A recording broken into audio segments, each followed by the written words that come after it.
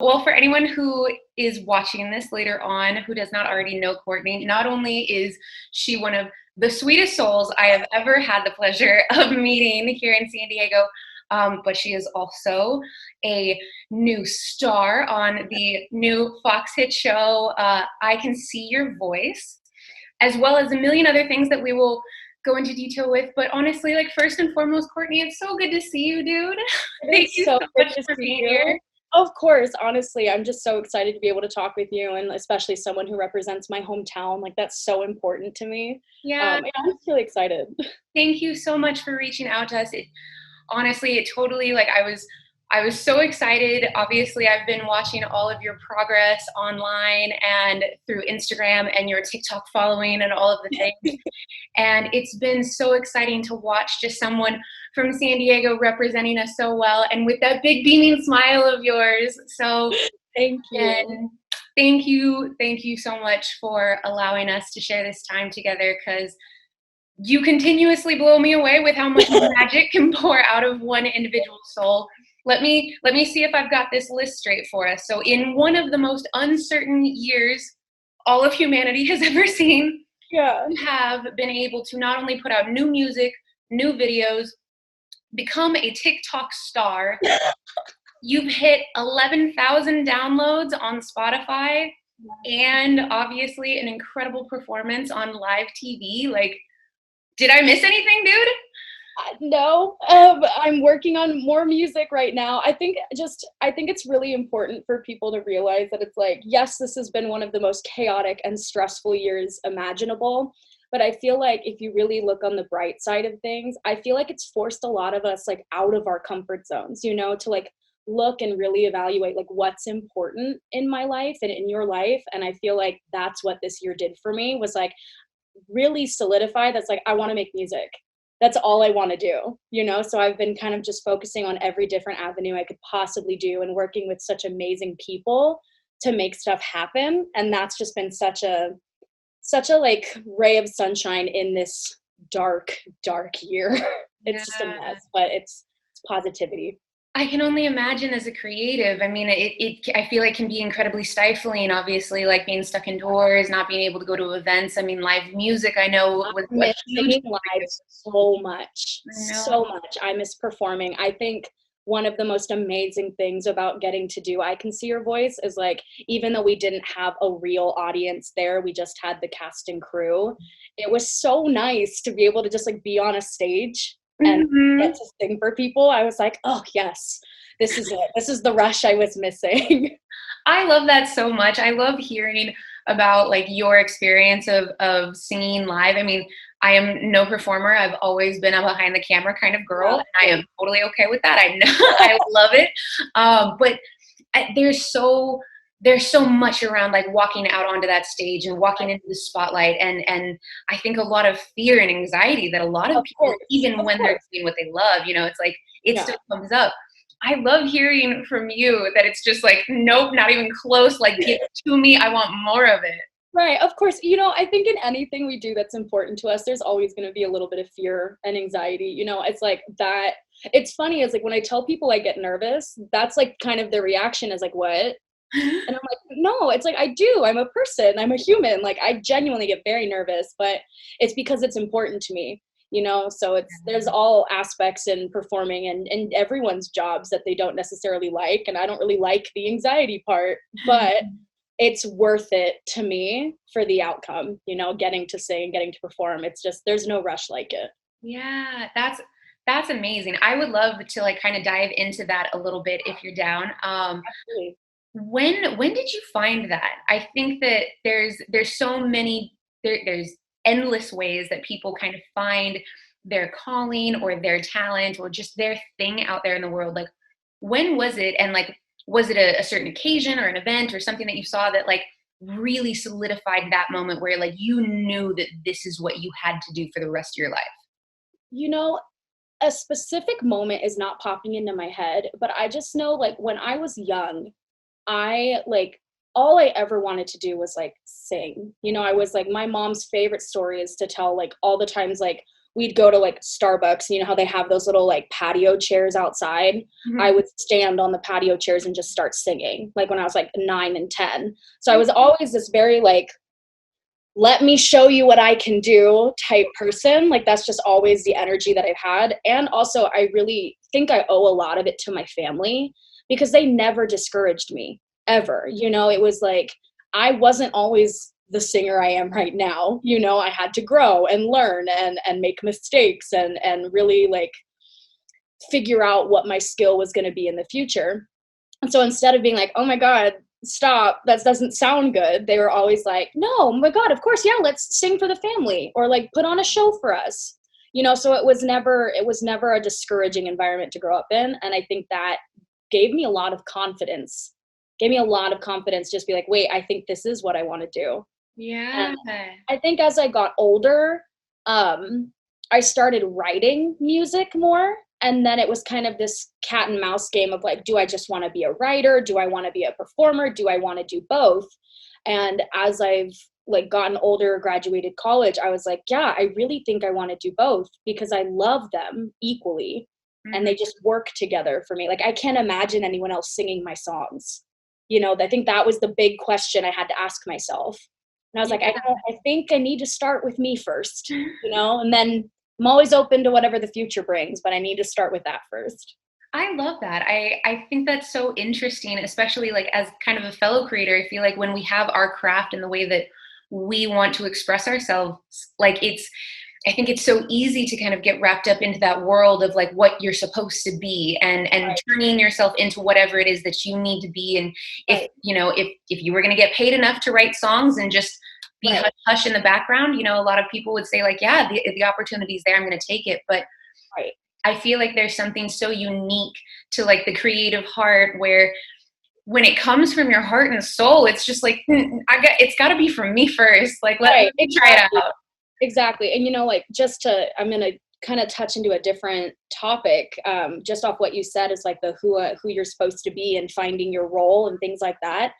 It's also like knowing that I want to be a pop singer and entering an industry that doesn't necessarily have representation for someone who looks like me, or we do, but it's very, very specific and they're amazing people. But it's like, I'm really excited to to be pushing a boundary, but also creating a different default. You know, I feel like there's a default image and sound and expectation for pop stars and pop artists in the industry today.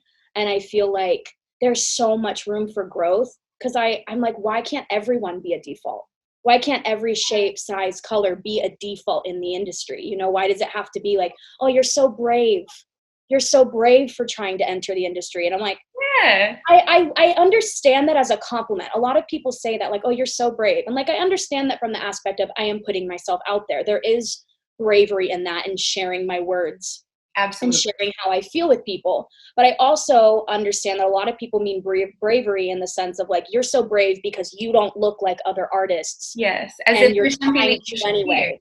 Right. So it's like, sometimes it does feel a little backhanded when I get that kind of compliment. And I'm like, it shouldn't be brave for someone who has a skill set to try and enter the job that meets their skill set. Exactly. You know? I needed to say that. I was like, I needed to get that out. Like, that's so important to me.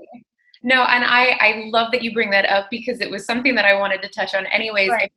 I think that it's so interesting for me because I feel like it's been ages since you and I met, but at the same time, it wasn't that long ago, but which is wild. But when you and I pandemic. Yeah, exactly. Which again feels like eons ago. years. But when you and I talked, it was like we had connected on like our passions and our fears and all of these different things. But really, like what I fell in love so much with you was not only that you were just this like bouncing ball of joy that was just as excited to get her coffee from Young Hickory as I was, but that you were so set on this beautiful cause, this beautiful mission of wanting to step out into the limelight to be able to give other people their voice as well as being heard yourself. And I feel like that is such a beautiful thing that oftentimes when we have characters who have louder voices than others, they do want to be heard. That's not rare. and it's not also rare for nowadays, especially I feel like we have a lot of advocates out there. Right. A lot of really incredible people saying like, you know what, I want to step out. Like people look like me, people sound like me, people come from where I am, like whatever it is. But you've combined those two spaces so beautifully in a realm and in an industry that tends to fall into such an egotistic and self-serving space. Right. You still are using it as a platform to just give this life and hope to other people, no matter what they look like or how they sound or where they come from or anything like that. And it's the most inspiring thing. And I mean, honestly, when I heard you say it the first time at the coffee shop, I fell in love with you. But again, like just to watch your career now start to soar in this beautiful way, and like knowing that you have such a pure heart and that you're trying to serve others and give love back to your hometown. It's just, it's magical. There is no better word to describe it. The amount of serotonin you are giving me right now. Like, thank you so much. Yes, it's all true. Thank you.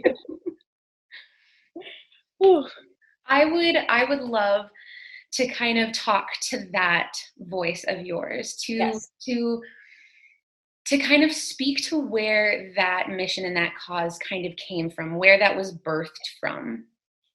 You know, I think it was just birthed from my life. You know, I've struggled with my weight my entire life. I remember going on my first diet when I was like 9 years old, and all from a place of love. It was never, my family was never like, oh, you're huge, you need to go on a diet. It was like, we want you to be healthy and we want the best for you. So let's, as a family, figure out what we can do. So it was never a hostile environment in that regard. But then it was just kind of, I've been talking about this a lot with my friends about like, if you just look at fashion, you know, look at like clothing and like that whole industry.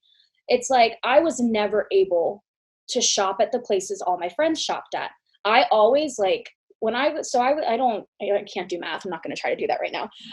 When I was like 9 or 10 years old, I was shopping in like young adult sections at like Macy's and JC Penney's, like all of these big department stores that were not making clothes for like young teens, little like preteens, you know?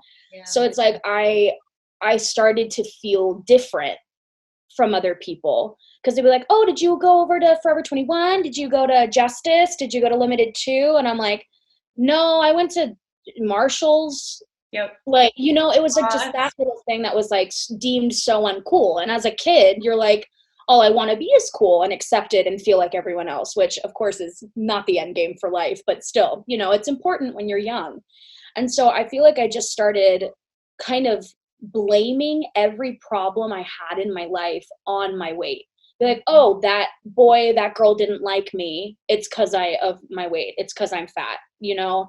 And I would like any insult I ever got in my life on social media is always like, I can literally, like, if I had $1 for every time online I've been called a whale, like I would literally not have to have my second job, you know? So I think it's just, first of all, people need to get more creative. Like there's some insults that I've actually laughed at, like pick a different one. Trolls are very, I think that just growing up as a plus size girl and always feeling like I was too heavy, like that was kind of like, and a lot of my anxiety stems from that too. It's like I have a lot of anxiety going on airplanes because I'm scared that like the person next to me is going to be fat phobic and like be like, oh, I'm too much in their space because I have broader shoulders, you know? So it's like no one treats tall people like that. No one treats like people who are bodybuilders like that, who do take up as much space. But when it's someone who is overweight, it's disgusting, and it's, you don't care about your health and you don't do this and you don't that. So I think just growing up in that energy, and like a lot of people, I don't think even realize that some of the things they say are extremely fat phobic. You know, I mean, there's things just like, oh, that looks so flattering on you. You know, like just someone saying that to you, it's like, okay, cool. Thanks so much. You know, or like, you look really good in that today. I'm like, my 13-year-old self is feeling attacked. Right. Right. But like, Yeah, It's so not true. something I would ever hold animosity over toward like other people. You know, it's like, so I think something really important that we have learned this year is the need for people to educate themselves. You know, and I think that it is really, really important to take people's feelings and emotions and what they have seen in their life into account before we speak. Mm-hmm. You know, I think that's very, very important. And like, we're learning that in all aspects of life, in all cultures, races, body types, religions. Like there are things that people just need to respect, you know? And I think that hopefully we are seeing a very strong turn in respecting people and respecting our language and using our words to promote just positivity instead of triggering people and using them for negativity. Yes, so, absolutely. Long story short, because I could talk about this for hours. Long story, oh, my clip is falling. Long story short, hang on. Gotta save it. Long story short, I think that growing up and feeling very different from other people led me to realizing that I have a voice that other people don't feel like they have. Mm-hmm. You know, it's like, there's such a stigma about talking about someone's weight, you know, and like, I am the first person here to say, like, I am fat, I am overweight, and I am beautiful. I am sexy. I am attractive. I am loved by so many people, and I deserve all of the things that other people have in their life. Nothing about the way I look takes away what I deserve, you know? So I think that in my music, I just want people to see someone being a person. You know, my music isn't about like, oh, I've struggled, I'm big, I'm sad. You know, like, of course, that's part of who I am, and that's a root of some of my writing, but it's like, they're just normal human occurrences, and they have nothing to do with the way I look. And I want everyone to be able to listen to my music and find a piece of themselves in it. You know, that's the whole point. That's the end game. Oh, there's so much to it, man. I love it so much. Thank you. There's so much heart and soul in everything you do. And I mean, I am right there with you talking about this incredible voice that you have to reach out to others and to make sure that they know that they are seen and heard and valued. I think that there is no better mission that we can be on. And the fact that you want to be one of those shining stars out there in the front, like fighting that fight, is just so beautiful. And I am so grateful to have you in these conversations and to have your input on all of this. Because I think you're right. I think that there's so much around weight that people think has been addressed. And we think that we've gotten better about these things. And there's still so much that all of us need to be educating ourselves on every day. Absolutely. And, you know, I'm going to be the first person to say there has been progress. Mm-hmm. Like, it would be dumb for me to say there hasn't been, but it's not enough. Yeah. We still have to keep going. We just have to keep going. And I think that that's a beautiful message that you have, is that you have this beautiful positivity and light about you that welcomes people in so warmly, so that as we begin to maybe ask questions or try to explore things, or when we're trying to educate, you give such a beautiful space for that to happen. And I think that that's, again, so important right now when there is so much animosity and there is a hostility around a cancel culture of just not allowing anyone to have that space to learn. So I think that voices and hearts like yours give everyone the space to say, like, it's okay. I am human. Yeah. I am flawed, but I am beautiful and magnificent. Exactly. Exactly. And everyone should feel that way. Absolutely. Yes. I would like to talk with you all day about that. So we are going to come back for another conversation. Yeah, absolutely. We can do as many of these as you would like. Yes. I mean, don't make any promises. I'll book you every week, I swear. That's fine. That's fine. I don't care. Well, for now, I was like, I would love to just kind of wrap this up for you to be able to reach back to San Diego. There is so much love here for you. There is so much support and such a huge fan base of people who are rooting you on and who want to see you do all of the beautiful things that you want to do for yourself. So how can your fans, how can the people who love you be best supporting you right now? Honestly, first of all, I just want to say I have so much love for San Diego. Like, it's where I was born, it's where I was raised. I miss it very much. And I know I'm going to end up back there again. Like, I know. I'm just living my young 20s, running around the United States during a pandemic and safely quarantining in a new place. Exactly. But I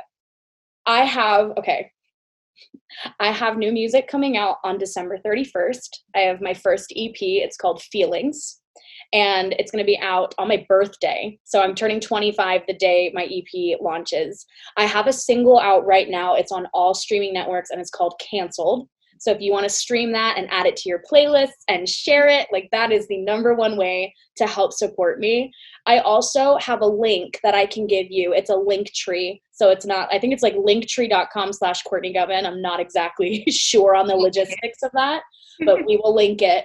It actually is a link that has every single social media I have, every streaming platform I have, and it has a link to my PayPal and my Venmo if anyone wants to help support me with the actual financial funding of my EP. A lot of people don't realize this, but I feel like people look at music creation, they're like, wow, that's so fun. They're so good at it. And like, love that you get to put music out. And I'm like, it's so expensive.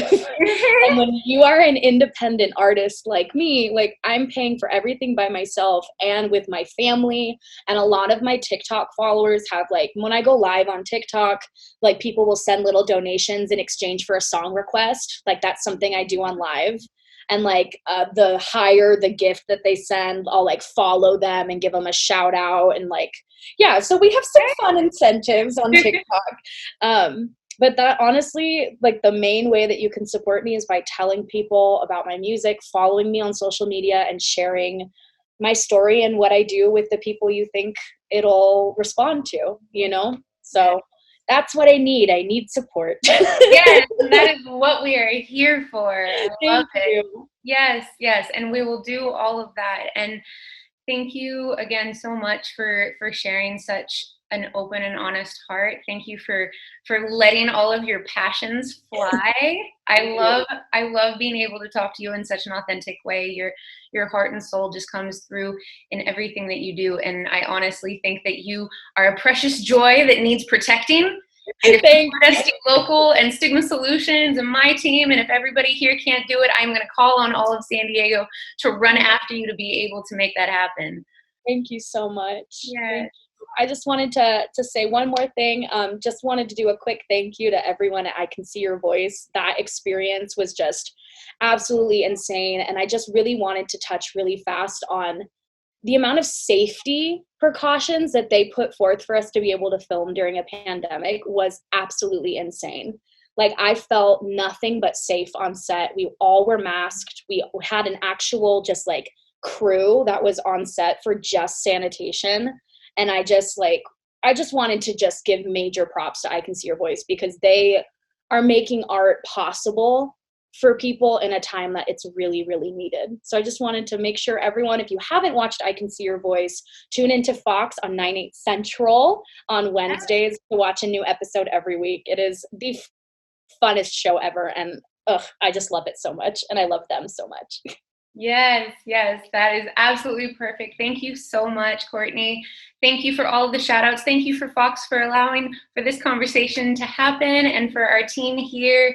Thank you for everyone who I know will be showing up to give Courtney some very serious love.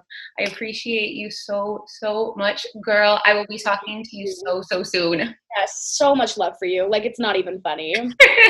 Love you so much. Love you too. Thank you. And we will be again linking everything that you need here. We will be getting more information on everything that you've got coming up. Please keep us in the loop. And if everyone enjoys this, and we'll make it a weekly thing. Yes. Yeah, I'm totally down. All of my social medias are the same. So at Courtney Govan, every single thing that exists on the internet. If it's anything else, it's not me, but it's at Courtney Govan. Yeah. So thank you so much. Thank you.